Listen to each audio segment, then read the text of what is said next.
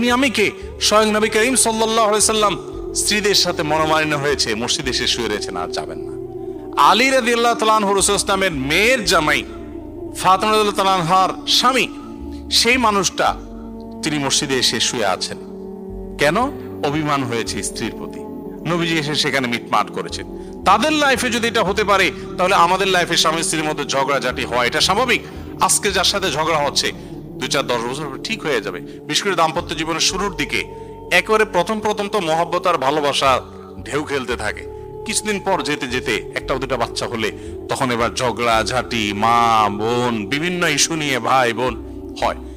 এই সময়টা যদি সবর করে পার করে কেউ বুদ্ধিমত্তার সাথে, এরপরে আবার একটা সময় সুখ আর সুখ থাকে মরণ পর্যন্ত, বুড়াবুড়ি। কিন্তু যদি কেউ এই টাইমে ভুল করে ফেলে, মাথা গরম করে, সারা জীবন তার কান্না ছাড়া আর কিচ্ছু থাকে না। এই জন্য ঠান্ডা মাথায় এই জিনিসগুলোকে দেখতে হবে।